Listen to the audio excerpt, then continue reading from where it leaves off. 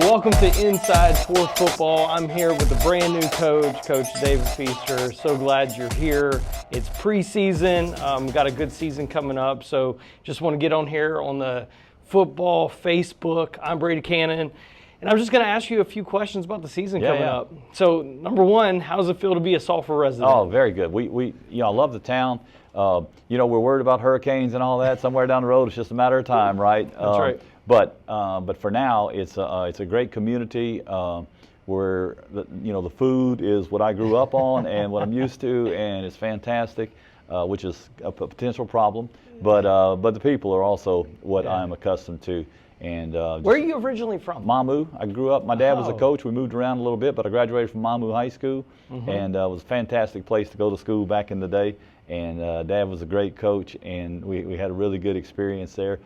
I always say I don't want to go back to Mamou. I don't want to live in Mamou, but it's a great place to be from, Yeah. And it was a great place to enjoy the culture of South Louisiana.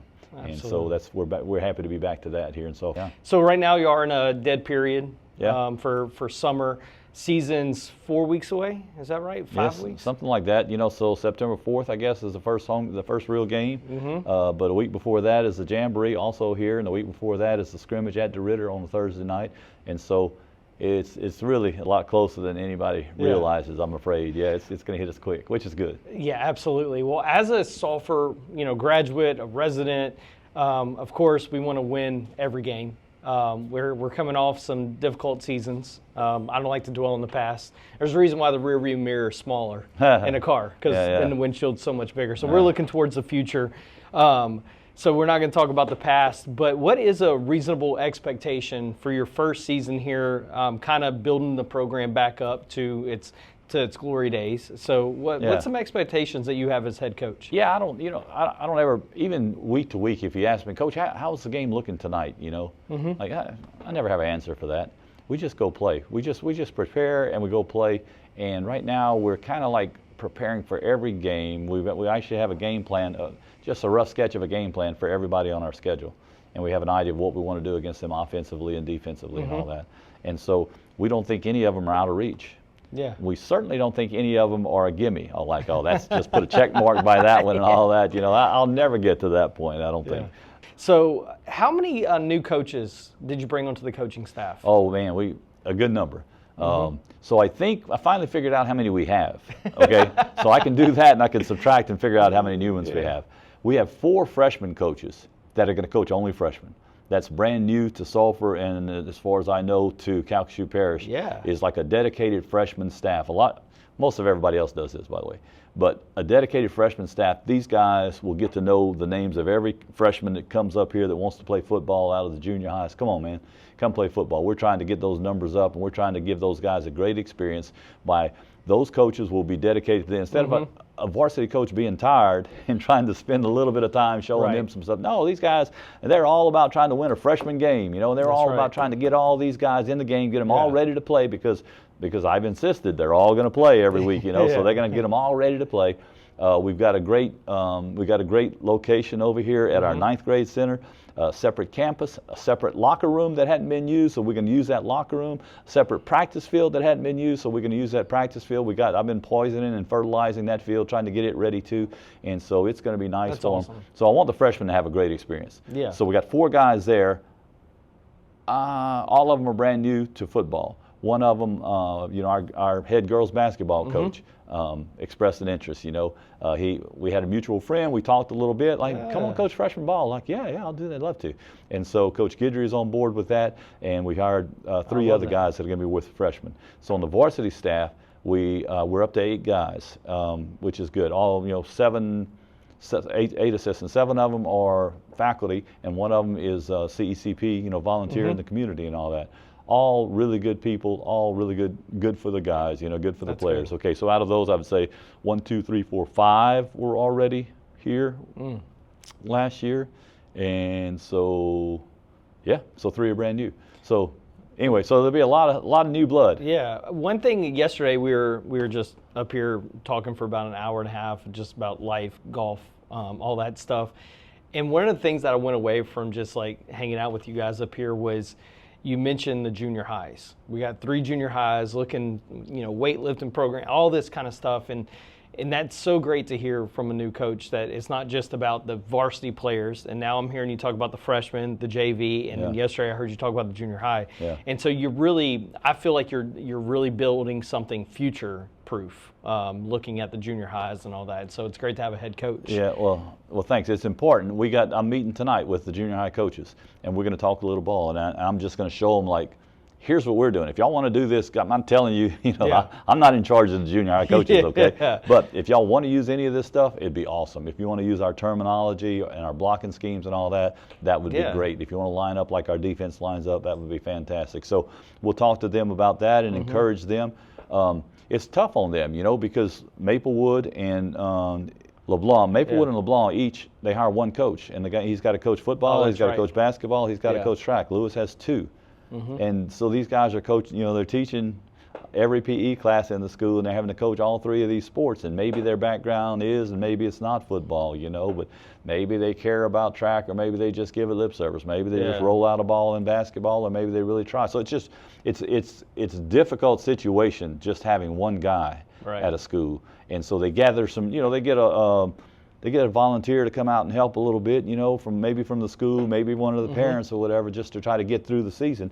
And they're not able to keep as many guys, because I've asked them, I was like, man, why are you cutting all these guys? You're cutting over half of the guys that try out, because I want to keep, I'd like to have 70 kids in each school, like 77 tried out at Maplewood. Wow. And 35 were kept. I'd like to have those 77, and so like maybe there would be 40 8th graders coming from Maplewood, and maybe 38 from LeBlanc, and maybe 60 from Lewis, and I'd like to have all those kids come in. And there's no reason that we shouldn't have 120 freshman football players try out every year.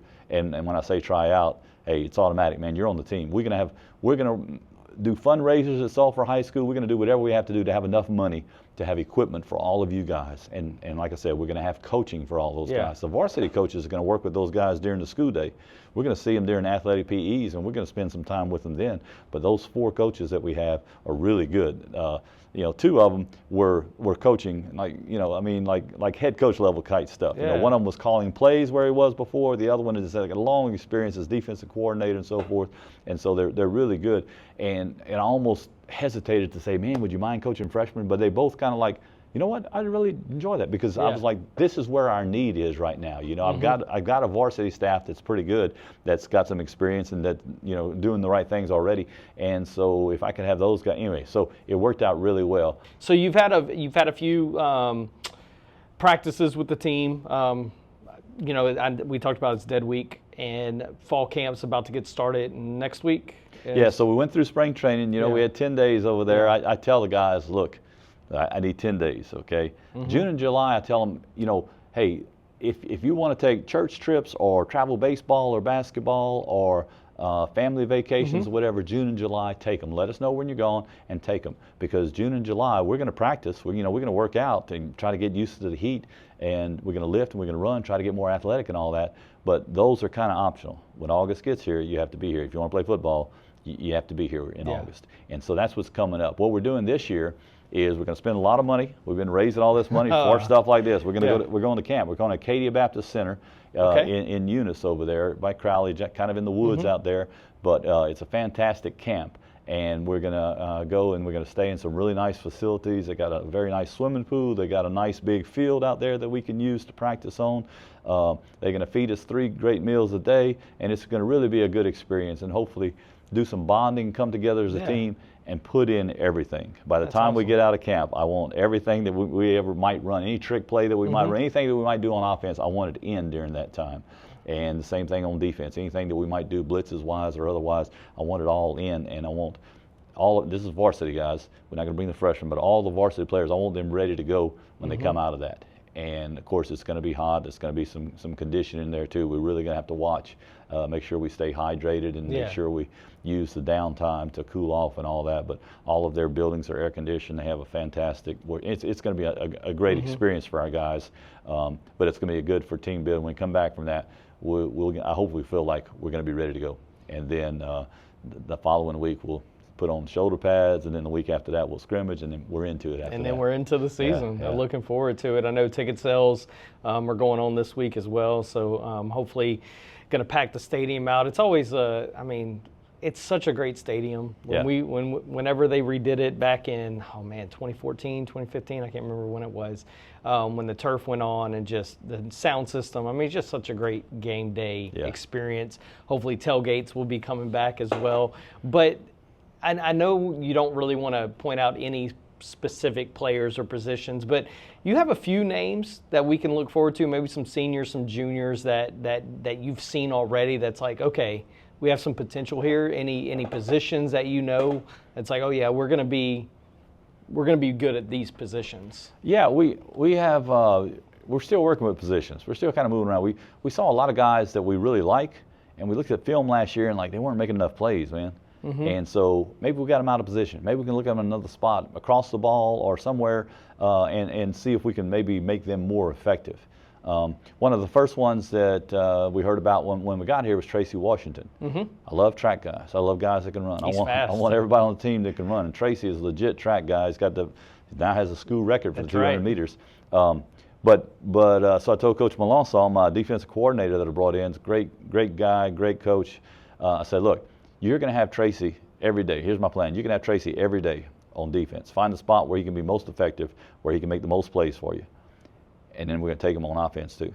The good thing about track guys is they get in shape easier. That's right. And so they can play a little bit both ways. They got that endurance. I don't have anybody that I plan on playing the whole game in 5A football. The whole game both ways. There's no way. We go too fast on offense. We make it's too hard with our philosophy. It's too hard to go both ways. Whereas if we huddled up, maybe so, but anyway, but Tracy, we're going to get him the ball in his hands a good bit. And the next guy that comes to mind is also a track guy, is Lilly. And so Jaden Lilly's, I watched him last year, and it was kind of late in the season, and then they started throwing him the hitch. He just run down the field, boom, they throw it to him. Boom, he's catching the ball easy. And then he's hard to tackle. He's like 6'3", 185 or so, and so he's a load, and we really plan to try to get him the ball in a number of ways.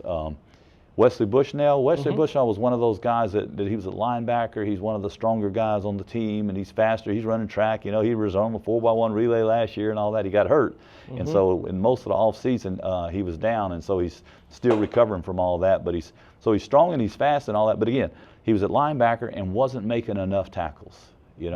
As much as people ran the ball against us and all that, it seemed like he should have been, but just the way people were scheming and all that, he was always getting blocked and all that. And I'm like, okay, he's too good of a guy just to be out there, and so we moved him to offense, and he's at fullback, and he's been really good. I wasn't sure, you never know if a guy's just going to be natural running the football and blocking and all that, but he's caught on to it very well, and I think he's going to be good there. At quarterback, let me tell you about quarterback.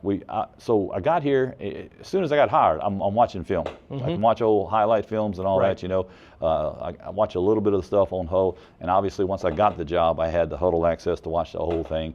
And my first impression was, oh, they got a sophomore quarterback. He's going to be back. Let me look at him. And I really liked him. And so the more I liked him, so here's number 15, he's rocking along, and he doesn't look that tall or anything like that, but very athletic, and he's making plays.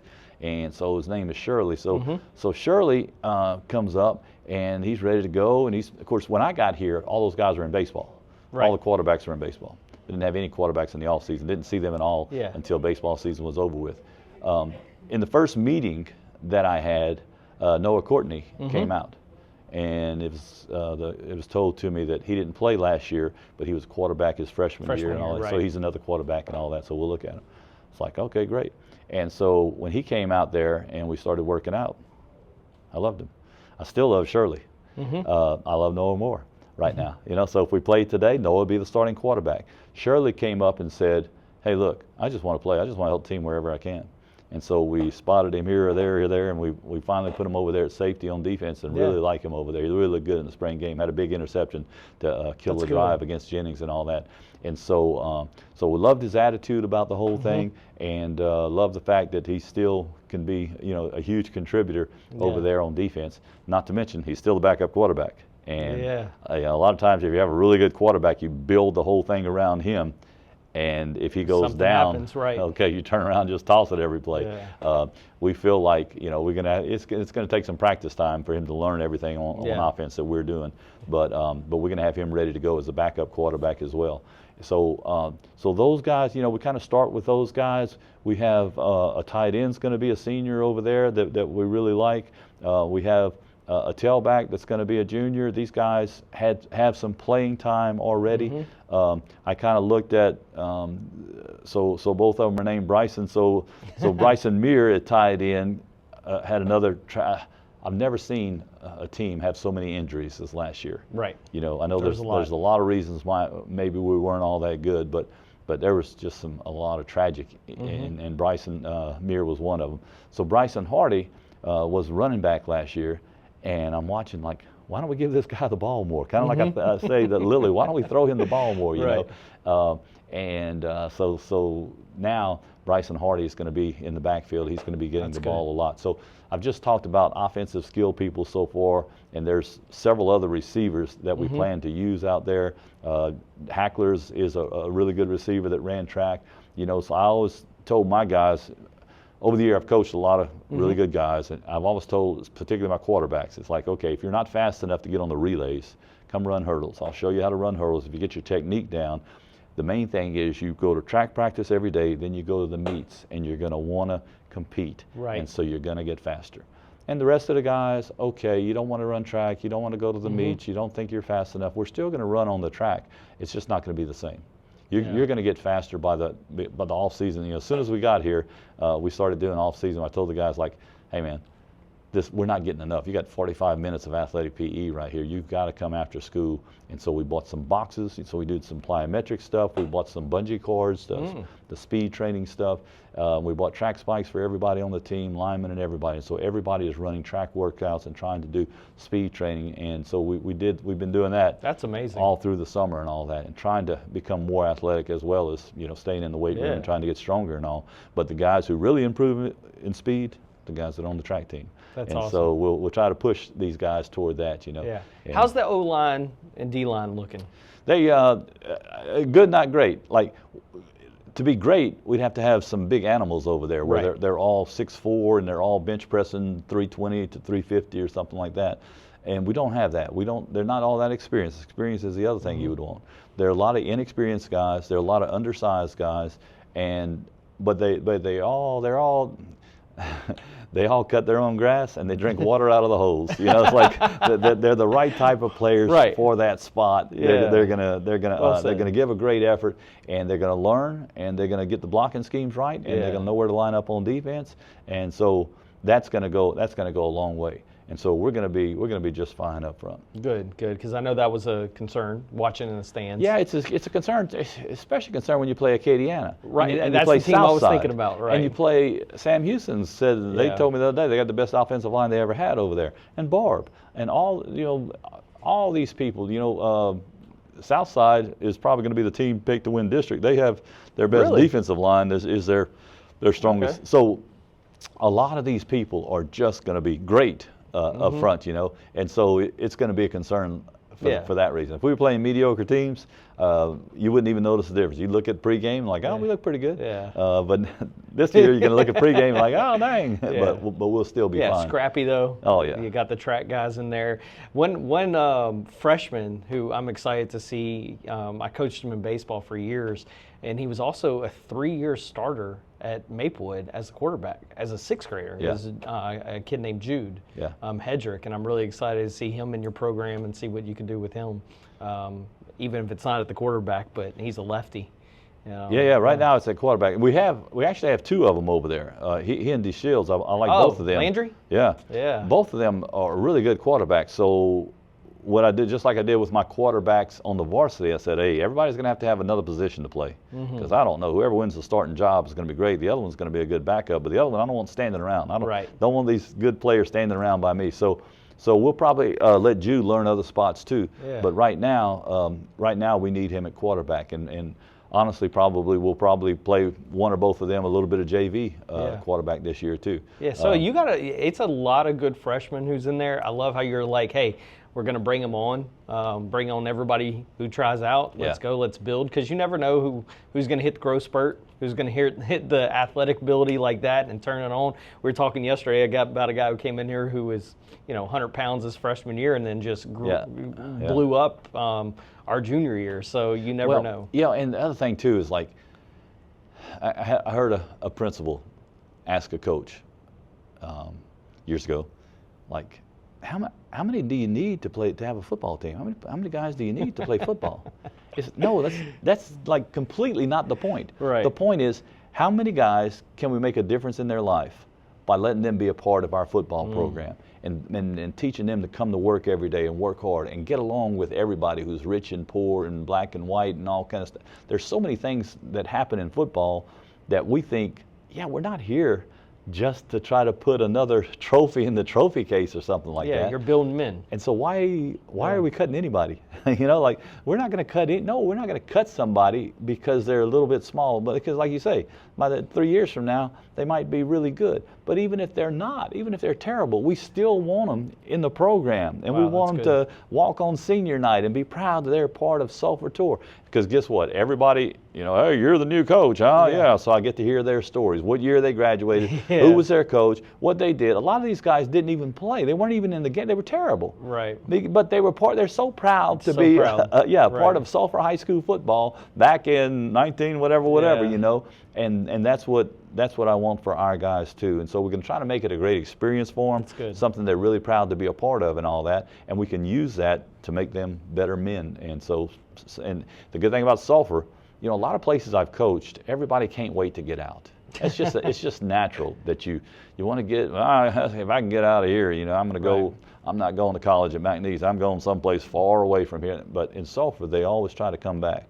They're always trying to come back and live here and all that. And I think that's a great thing. And knowing that anything we build here is going to be building the whole community for years to come. Absolutely. Well, I'm excited for this season, excited to get to know you more, and hopefully we can do this again throughout the season.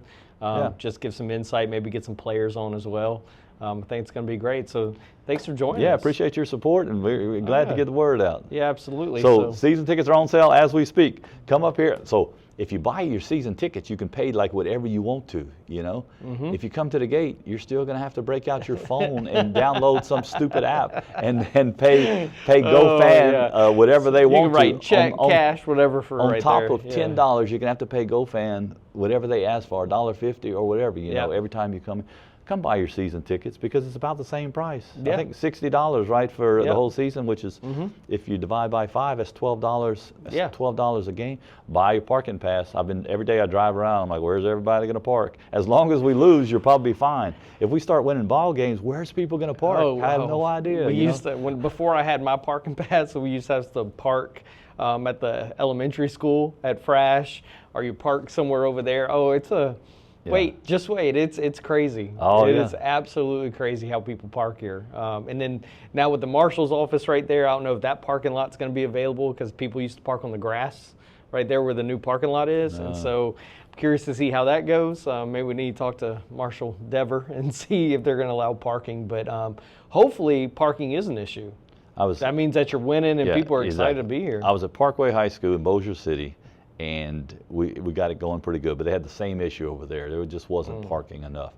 It was enough when they were terrible, but when we got good, it just wasn't enough. And we played Bird one year, and that was a huge, we were both undefeated, and there was a huge rivalry, huge game.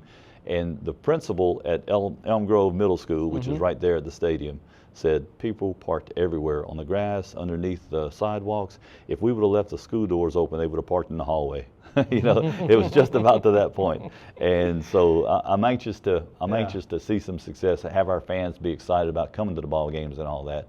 But again, I told you right now, buy your parking pass. So if you don't have a parking pass, if you don't have these reserved parking and all that, don't complain to me. We're not going to start a shuttle program to try to get you across over here. I don't know what to tell you. No. We used to go to every LSU game, and our parking pass was way out there. It used to take us 20 minutes to walk to the stadium. It's like, we can do that. Yeah. So. No. Yeah. Yeah. I stopped going to LSU. It just took the fun out of it to have to park that because I wasn't going to pay a parking pass over there and be that far away. So I'd try to go to walk-ons or something and walk, for 45 minutes or whatever. Like there is no good solution at LSU. Yeah. The first couple of years I had my season tickets over there, we didn't have a parking pass, and so you have to go early to get a parking spot, and then if you park. The neighborhood by Highland over there, they had people selling their driveway for like $60 to park.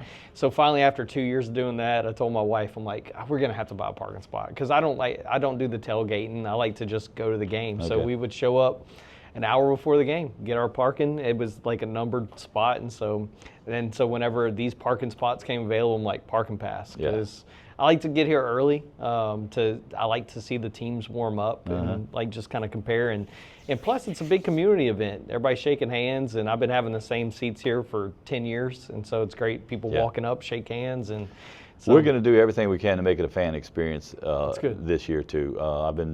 We got a new band director. He and I have talked. The cheerleader dance people, we've talked.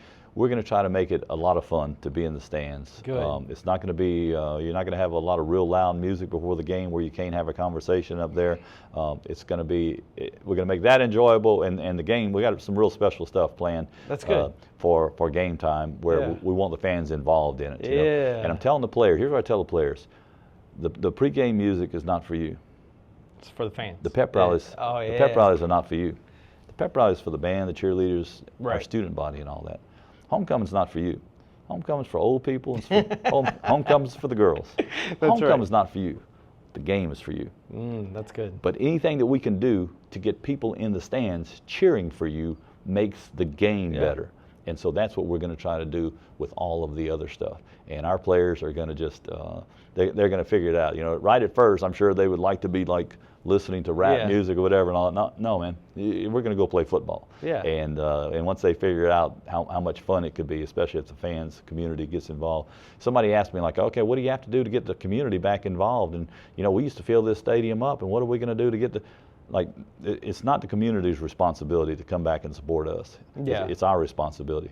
We got to get football right. We got to get football games to where they want to come to it. And if we get right, they're going to come. I know our community's going to come. I'm going to ask you a personal question. I know we were about to close, but you just said that. And, being a Sulphur graduate and lifelong resident, lived here all 43 years of my life, when you come in, Sulphur likes to talk.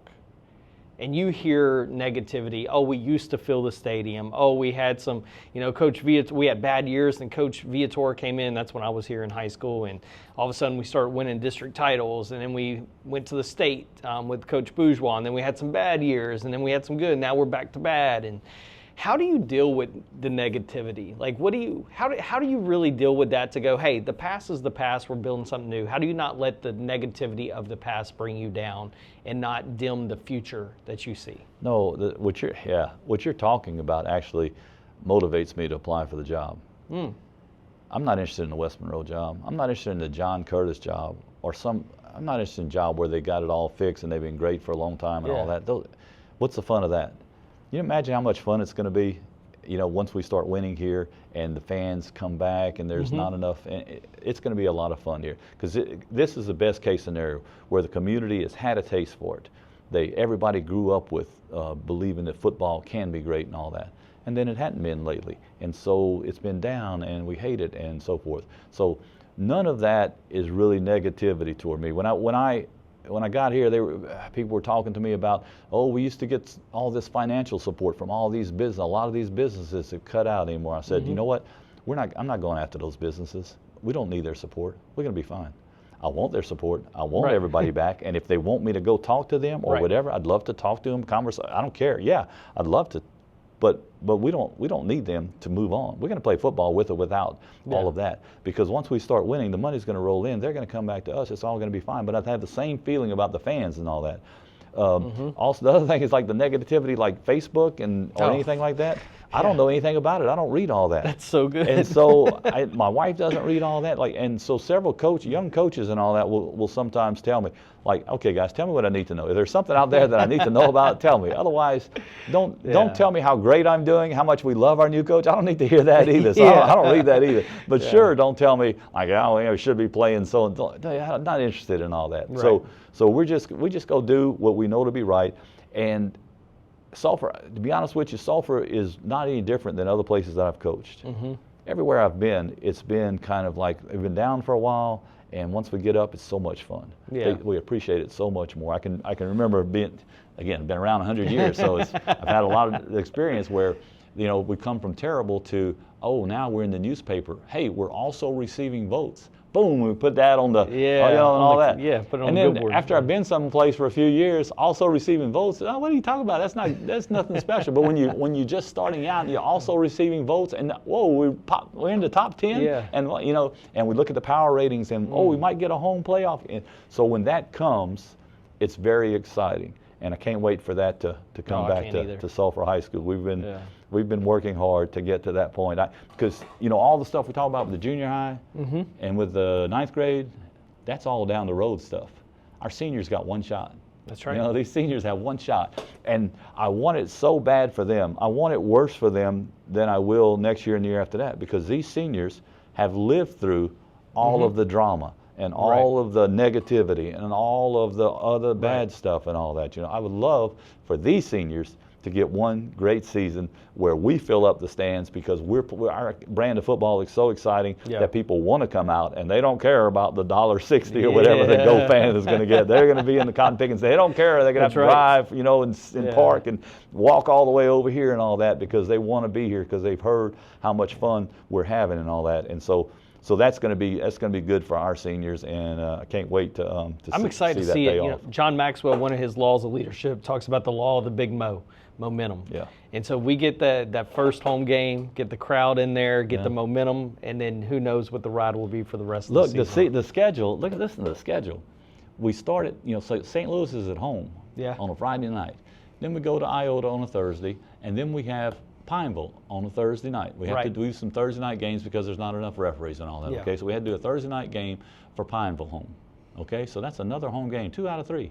And then we have homecoming against Sam Houston. Week 4 is homecoming against Sam Houston. That is crazy. Yep. And then week 5 we have Barb. Yeah, I know. It's going to be might as well be another homecoming. It's going to be a great stretch. Yeah. So so after that we got to go to Southside, we go to New Iberia, we go to Acadiana, we go to St. Thomas More. So after that it's kind of rough, but it's going to really be a fun for our fans and our players. I think those first 5 weeks are going to be amazing. And so like you're talking about, we want to build that momentum to get to St. Louis and get out of St. Louis with a win, and then move all the way through. Keep it going as far as we can. We'll see how it works out. I love it.